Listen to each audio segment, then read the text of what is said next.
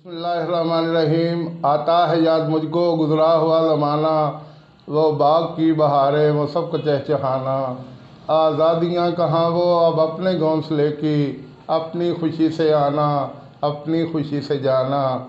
लगती है चोट दिल पर, आता है याद जिस दम, शबनम के आंसुओं पर कलियों का मुस्कुराना। वो प्यारी प्यारी सूरत, वो कामनी सी मूरत, आबाद जिसके दम से था मेरा आशियाना। साहिबो, हम जब भी का अल्लामा इकबाल पर बात करते हैं, जब भी उनके बारे में हम मालूमात शेयर करते हैं, तो उनकी सियासत, उनकी वकालत या दीगर मौज़ूआत पर बोलते हैं।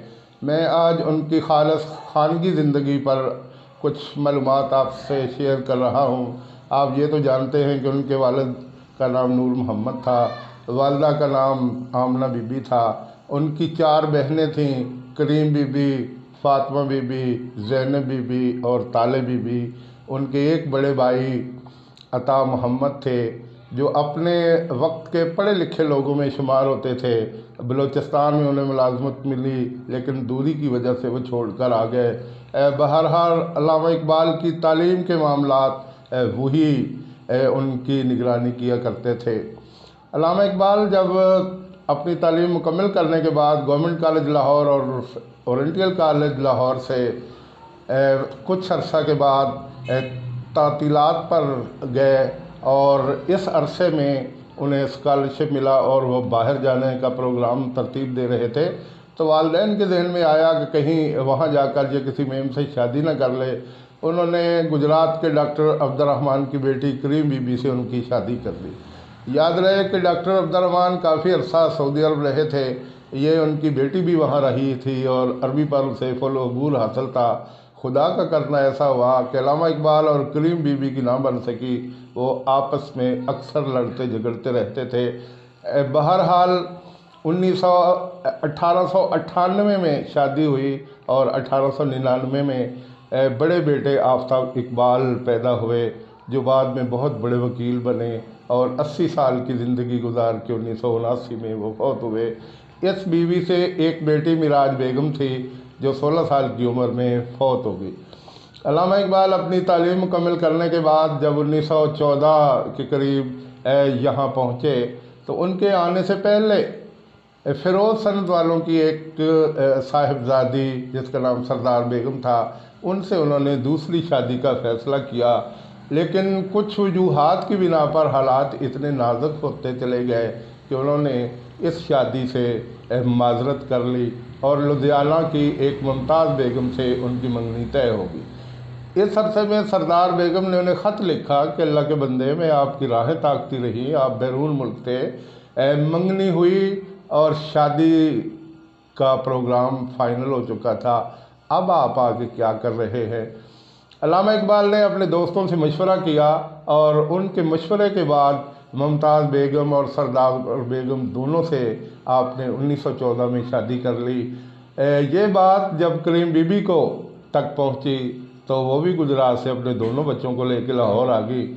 अल्लामा इकबाल काफ़ी खफा हुए, लेकिन फिर उनको अलग मकान किराए पे लेकर दिया।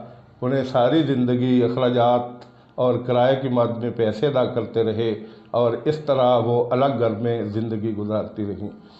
साहिबो, 1914 में ये दोनों शादियां हुईं और 1924 में सरदार बेगम के यहाँ जावेद इकबाल पैदा हुए। दूसरी तरफ लुधियाना से आपकी जो बीवी मुमताज़ बेगम थी, वो भी प्रेग्नेंट थी, लेकिन पैदाइश के दौरान उनकी डेथ हो गई। अल्लामा इकबाल बहुत अपसेट हुए। उनके 3 साले यहाँ आए तो अल्लामा इकबाल उनके गले लग लग के रोते रहे। बहरहाल ये खुदाई फ़ैसला था जिसको सहना पड़ा। 1930 में अल्लामा इकबाल की बेटी मुनीरा इकबाल पैदा हुई, जो आज भी अल्लाह के फजल से लाहौर में अपने बेटे यूसुफ सलाहुद्दीन के साथ ज़िंदगी गुजार रही है। 1935 में अल्लामा इकबाल की बेगम सरदार बेगम तबेदक के मर्ज में मुब्तला हुई और फौत हो गई। जावेद इकबाल कहा करते हैं कि अल्लामा इकबाल मेरे वालिद ज़रूर थे, लेकिन ज़रा सख्त तबीयत के थे, करीब नहीं फटकने देते थे। बड़ी चाहत होती कि वो कलावे में लें, वो जो چومیں چاٹیں اور پیار کریں، لیکن کبھی ایسی نوبت نہ آئی۔ لیکن اس دن جب ہماری والدہ فوت ہوئیں، میری 11 سال کی عمر تھی، منیرہ 5 سال کی تھی، ہم دونوں کو اپنے قریب بٹھا کے دلاسے دیتے رہے اور کہتے رہے کہ بس یہ رضا سمجھ، اللہ کی رضا سمجھ کے اس فیصلے کو قبول کر لے تو بہت بہتر ہوگا۔ اس کے بعد انہوں نے گھر کے کام کاج کے لیے ایک خاتون کا بندوبست کیا جس کا نام ڈورس تھا۔ اس عورت نے اس گھر کو اپنا گھر سمجھ کے چلایا، ان دونوں بچوں کو اپنے بچوں کی طرح پالا پوسا، اور جب وقت آیا تو دونوں کی شادیاں بڑی دھوم دھام سے کی۔ اس عرصے میں علامہ اقبال کی صحت خراب ہوتی چلی گئی اور 21 اپریل 1938 کو وہ وفات پا گئے۔ کہتے ہیں جب آخری وقت تھا، درد کلنج کے باعث ان کا بہت برا حال تھا۔ اس وقت درد کے انجیکشن، بے ہوش کرنے والے انجیکشن اور درد کے انجیکشن نہیں ہوتے تھے۔ ڈاکٹر نے شراب پینے کا مشورہ دیا، لیکن علامہ اقبال نے کہا کہ حدیث ہے کل مسکرن حرامن قلیلہ و کثیرہ، ہر نشہ دینے والی چیز زیادہ ہو یا کم ہو وہ حرام ہے۔ میں موت قبول کر لوں گا لیکن میں شراب نہیں پیوں گا۔ انہی حالات میں ان کی روح قفس انصری سے پرواز کر گئی۔ مولانا غلام مرشد نے ان کی نماز جنازہ پڑھائی اور اتفاق سے پروفیسر شاکر نعیم کے والد حکیم حمید اللہ ساجد سلیمانی اس دن لاہور میں تھے، وہ بھی ان کے جنازے میں شامل ہوئے۔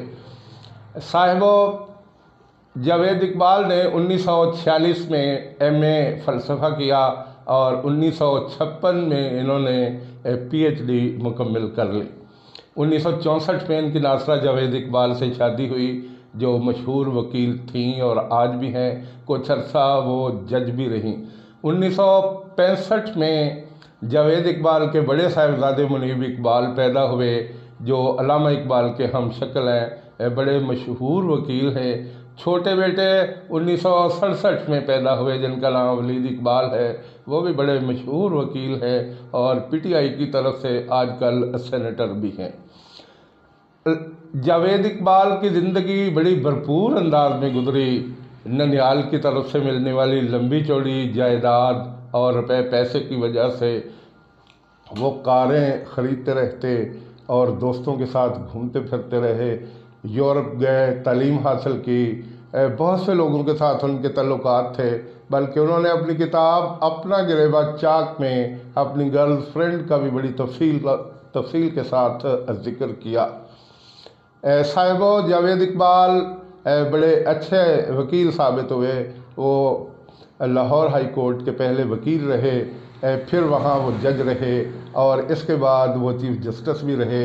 ایک وقت آیا کہ جاوید اقبال لاہور ہائی کورٹ کے چیف جسٹس بنے، بعد میں وہ سپریم کورٹ کے جج رہے اور ریٹائرمنٹ کے بعد میاں نواز شریف کی قربتوں کے باعث وہ 2 مرتبہ سینٹ کے ممبر بھی رہے۔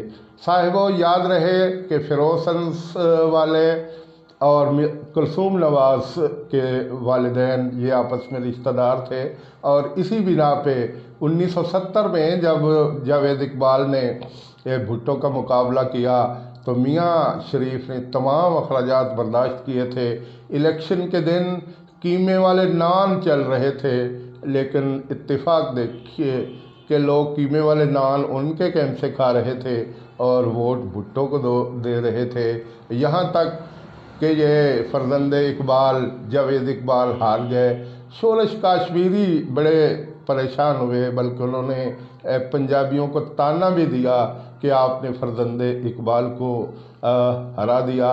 اب بہرحال بعد میں بھی جاوید اقبال نے زندگی کی بڑی اچھی نیند کھیلی۔ 1998 میں وہ تہران یونیورسٹی میں لیکچر دینے کے لیے گئے تو کہنے لگے کاش مجھے بھی فارسی آتی۔ امام خمینائی جو وہاں کے صدر تھے وہ کہنے لگے کہ آپ کسی فارسی شیرازی دوشیزہ سے شادی کر لیجئے، آپ 3 ماہ میں فارسی سیکھ جائیں گے۔ اور ہنسی اور مذاق کے اس ماحول میں وہ واپس آئے اور لمبی زندگی گزار کے 2016 میں وہ تقریباً 92 سال کی عمر میں فوت ہوئے۔ یہ مختصر سی داستان ہے علامہ اقبال کے خاندان کی، جو میں نے آپ کے سامنے پیش کی ہے، اور انشاءاللہ دوبارہ وقت کبھی ملا تو میں مزید اس کے بارے میں معلومات آپ سے شیئر کروں گا۔